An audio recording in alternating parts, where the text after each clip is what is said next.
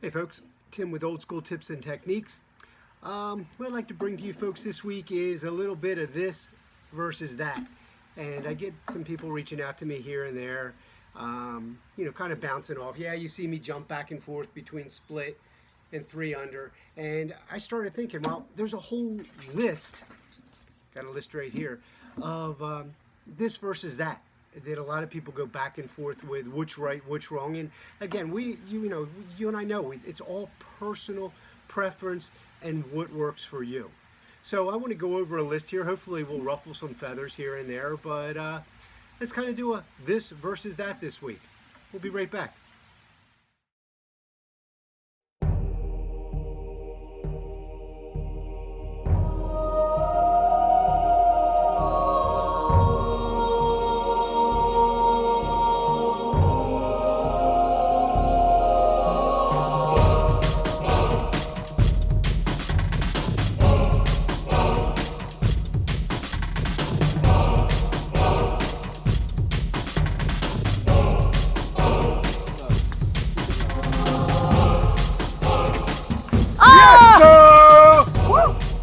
Alright guys, so I'm sitting out here on the porch and I've got a list of choices.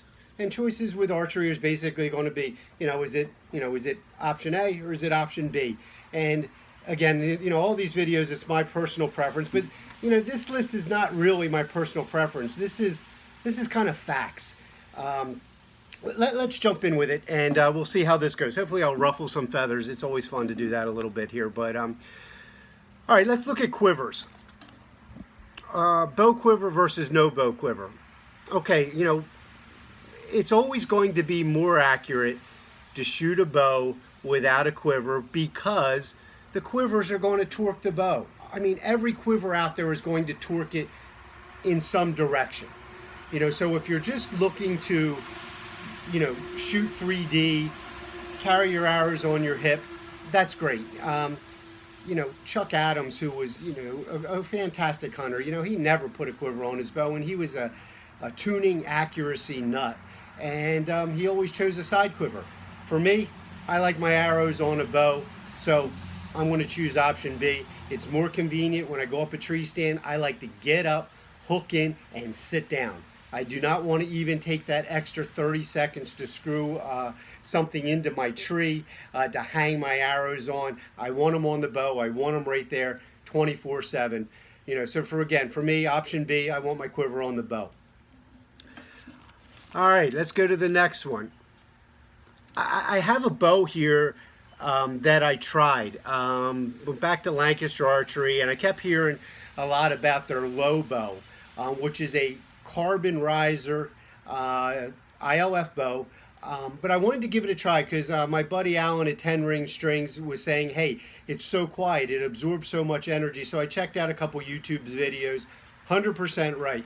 But one thing that we want to get to, hey buddy, one thing we want to get to is what I think makes this bow different, and I'm really open to this because I've never had a forward riser bow. So I'll let you guys take a quick look at it. As you can see, it's a forward riser bow. The riser sits more forward, creating a higher brace height. We'll get to the brace height in a second. But a forward riser bow, anytime you take that hand and get it out a little bit further, it's going to be more forgiving. If you want a comparison, back in the 80s, early 90s, overdraws were a big thing on compounds. Shorter arrow, quicker arrow, then all of a sudden it's like, wow, my arrow's shorter, my arrow's quicker, but I can't hit the target, off with the overdraws. Some of the compound guys out there that are coming over to traditional archery, you guys know that a shorter brace height makes for a more temperamental bow. The bow can get twitchy. With a forward riser on this bow, and I'm going to get back to you probably with a quick review of this bow in the next week or so, I can carry a higher brace height and a forward riser. Makes for a fantastically forgiving bow. My thoughts on this bow so far are, just off the charts. I love everything about it. All right, so forward riser versus more of a standard. I'm going to take option A. I'm going to go with a forward riser. More forgiveness. Get your hand out there a little better. Higher brace height. I like it. A longer bow, now we're not talking about a long bow, we're talking about a longer bow, whether it be a long bow, whether it be a recurve, whether it be, the hybrid type. A longer bow is going to create less string angle. You're going to get your fingers off her. A longer bow is always going to be more forgiving than a shorter bow. I only draw 27.5 inches. I hunt out of a tree stand a lot. I kind of try to choose a happy medium, my happy place. My happy place for me is a 60 or a 62-inch recurve. I've been favoring a 60-inch. That's what I have sitting next to me. So again, this isn't really an A or B. This is kind of find the middle road for you guys that works.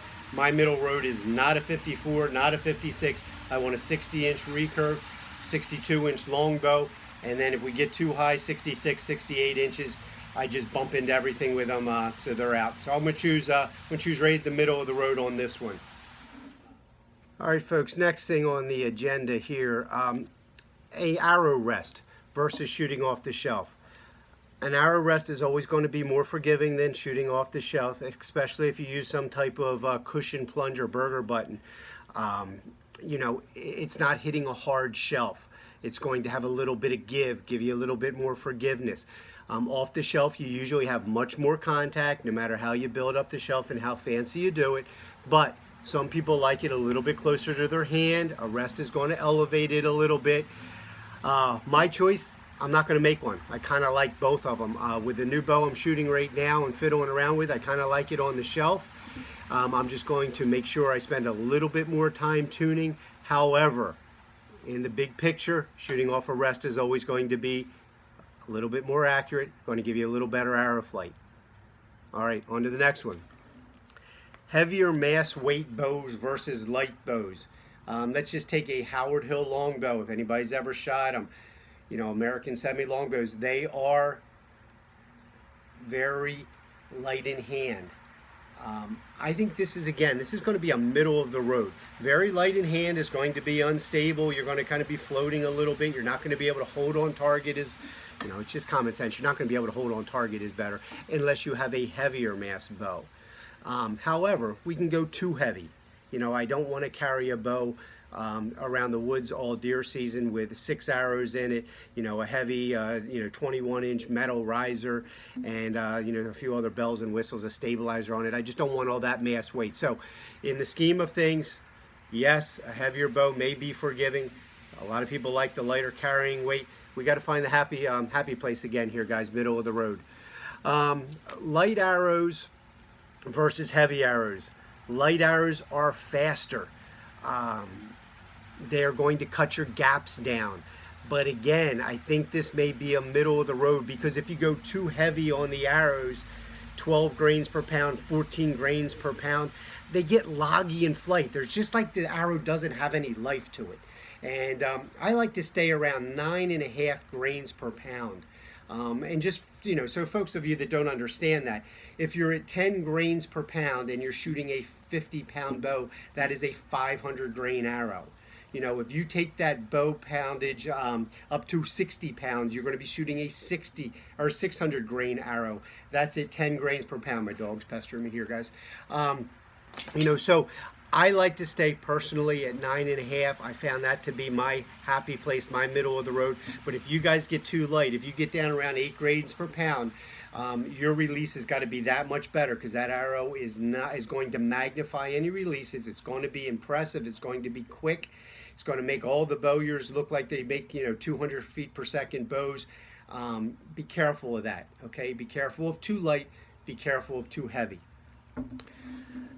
All right, let's see what else we have. All right, let's look at just recurves for now when we look at bow types. And there's some recurves out there that are really they're pushing the issue. They're pushing the engineering a little bit too far. So if you're going to get one of these recurves that have a super high recurve, and again, I'm gonna probably step on toes on this one, you're going to get, it's the bow's going to get finicky. It has to. There's too many things in the process right there that are working. So watch the guys out there, the bowyers out there, that are saying, hey, my bow is the fastest on the market. you know, we can all make a fast bow. Make the limbs light as possible, make the recurves as big as possible, shoot the lightest arrow we can, you know, shoot the, you know, the glove or the tab that's going to give you the quickest release. I understand that.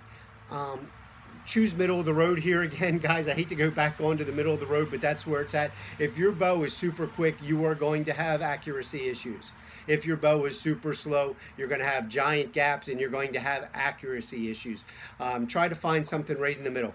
My bows, on average, at 45 pounds, shooting 9.5 grains per pound, shoot about 175 feet per second, 178. I mean, I rarely get over 180. Sometimes I'll get 180 out of my bows, but you know, it works. I get great penetration on deer.